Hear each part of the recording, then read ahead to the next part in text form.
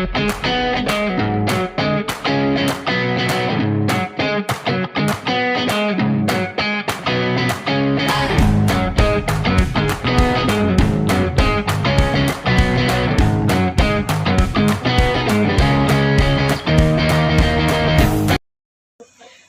semua, perkenalkan nama saya Sinaga Grazia Anzani Delova. Saya berasal dari kelas 10K. Di sini saya akan menjelaskan materi PPKN yaitu yang unit 3 yang berjudul tentang sengketa batas wilayah antara Indonesia dan Malaysia. Yuk langsung aja ke penjelasannya. Nah, di unit 3 ini yaitu tentang sengketa batas wilayah antara Indonesia dan Malaysia. Jadi, sejak dekade 1970-an telah disepakati beberapa Memorandum of Understanding atau MOU, yakni MOU antara Indonesia Malaysia di Jakarta pada 26 November 1973. Minutes of the first meeting of the Joint Malaysia-Indonesia ini Boundary Committee pada 16 November 1974, serta minutes of the second meeting of the Joint Indonesia-Malaysia Boundary Committee di Bali pada 7 Juli 1975. Nah, pada tahun 2000-an dilakukan penegasan batas wilayah antara Indonesia dan Malaysia dalam bentuk Joint Survey on Demarcation yang merupakan kayak seperti tindak lanjut dari perjanjian tahun 1975.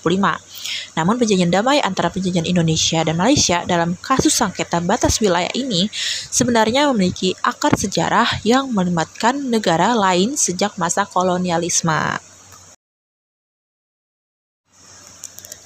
Selanjutnya, ada hukum internasional. Uti possidetis juris adalah suatu negara yang baru dapat mewarisi kekayaan wilayah negara penguasa sebelumnya.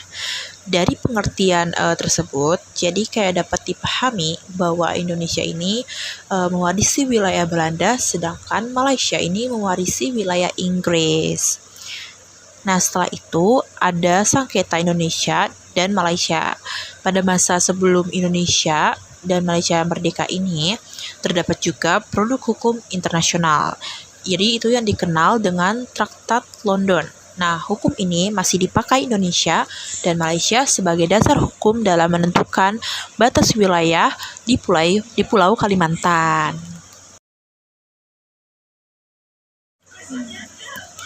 Lalu, di sini ada dasar hukum batas wilayah periode kemerdekaan. Jadi di mana Konvensi Belanda dan Inggris tahun 1891, Belanda dan Inggris menandatangani perjanjian ini pada 20 Juni 1891 di London. Dan konvensi ini mengatur banyak hal-hal yang menyangkut kasus sengketa wilayah. Selanjutnya, dasar hukum batas wilayah. Jadi di mana Belanda dan Inggris itu menandatangani kesepakatan ini pada 28 Maret 1928 di Den Haag. Konvensi inilah yang mengatur tentang penentuan batas wilayah kedua negara di daerah Jagoye antara Gunung Raya dan Gunung Api.